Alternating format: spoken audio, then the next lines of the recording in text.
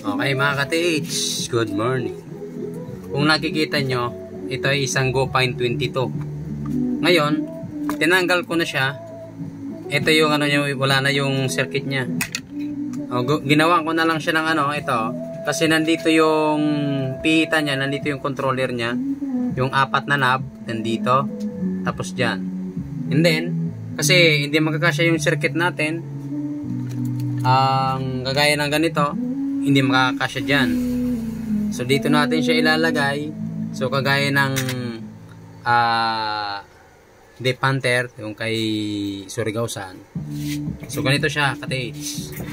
So ang pag-ano na niya, ganito yan. So magiging PI Polonis na siya. PI Polonis, pero ang ano niya sa GoPine 22. Pero mas astig siya tingnan. Ganito na siya yung itsura nyo. Yan. So mahaba siya. Yung coil niya kasi nasira ko kaya babaguhan ko na siya ng coil. Yung malaki. So abangan nyo ka-TH to. Bago ko matapos siya. Yan. Yung may mga GoPine 22 dyan na hindi na nagagamit. Kasi yung GoPine 22 nasa 3 feet lang ang kaya niyang ma-detect. Pag medyo mas malaki, aabot ng mga 6 feet yan. Pero, masilan. Hindi talaga aabot ng 6 feet yan. Kasi maliit. Ang yung round ng ano niya is copper. Hindi siya magnetic wire. Katulad na, saan na ba yan? Ito guys, ito yung tinatawag na magnetic wire. Ito yon. Yung copper na tinatawag ay dilaw siya. Dilaw yun. So, mahina talaga yung dumitik. Kahit paramihin mo pa siya ng round, mahina siyang dumitik. Kagaya ng GE6000. So, meron na rin akong in-upgrade niyan. Kailang kaso, yung coil talaga, mahina talaga yung copper. Tapos, depende sa match. Hindi kasi siya sa circuit noon ng GE6000. Hindi sila match kung nalagay mo siya na ang coil na magnetic wire. So yun, tinanggal natin kasi babaguhin natin yun. Pwedeng may repair yun. Pero dito guys, dito ganyan siya. Dito na yung lahat yung battery.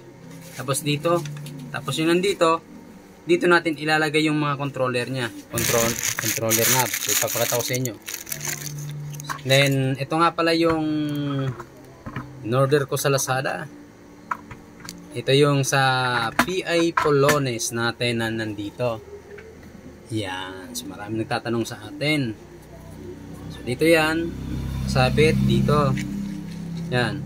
Para pag gagamit tayo ng yung pinakamalaking coil, yung 1x1 diameter na coil,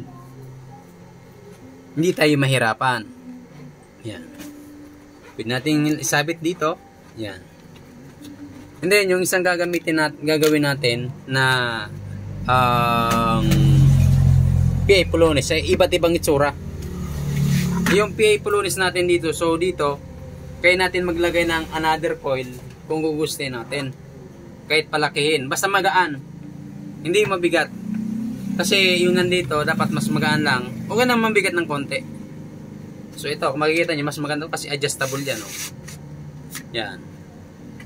Alam nyo mga ka-test kasi na-adjustable yan. Kasi may yung wire nya ay nakabuol-buol parang spring. Kaya nauunat siya. Bumabalik. Yan. So pwede nyo i-fold.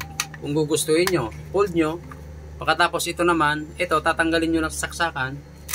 Paganin nyo lang. So hindi siya pwedeng nakapix. Tatanggalin nyo lang siya. So ngayon, so ganyan na yan. So folding na siya ulit. Oh, 'di ba? So pwedeng ilagay sa ano. 'Yun ang pinakamaganda mga ka-TH. So dito kung makikita nyo ayan wala siya. So yung 4 na controller natin na kagaya ng ganito. So 4 siya. So dito po natin siya ilalagay. Dito. Yan. Tapos yung kanyang voltmeter dito natin nakalagay, tapos yung indicator. So abangan nyo mga ka-TH yan. Kasi medyo busy pa kasi yung mga pinapagawa pa sa atin. Kagaya ng dito, P-Light. Ito yung P-Light na pinagawa sa atin ng Tagalite. So 3.5 lang ito ka-TH. So dito, ito yan. So wala pa tong antena na yung malaki. Yung isa dito sa maliit sa baba. Ito dito yan. So dalawang antena.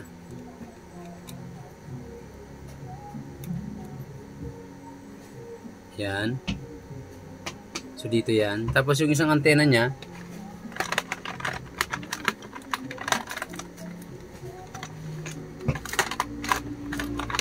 so ito yung isang antena niya nandito. Nakaganyan siya mga ka-TH.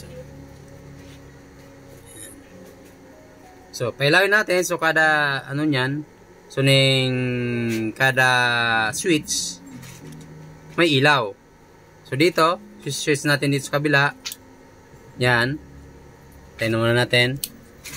So yan gold, poison, bomba,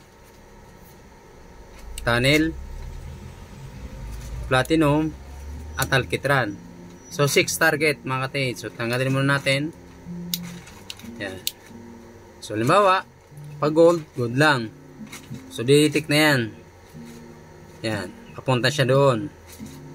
And then, kung gusto nyo naman na sa poison, patayin yung isa, po-poison yan. Kulay green.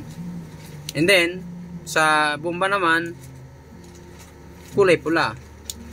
Pag sa tunnel, kulay blue.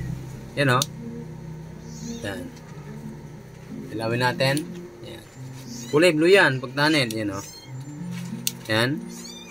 Tapos, ito naman ay ang alkitran. Ito naman yung platinum. Okay? So, easy to use na mga ka-TH yan. So, ito yung P-Light long range locator. So, dito, wala na siyang rechargeable. So, tatanggalin nyo lang ito. Yan. Tatanggalin nyo lang yan. Hugutin nyo. Tapos, papalitan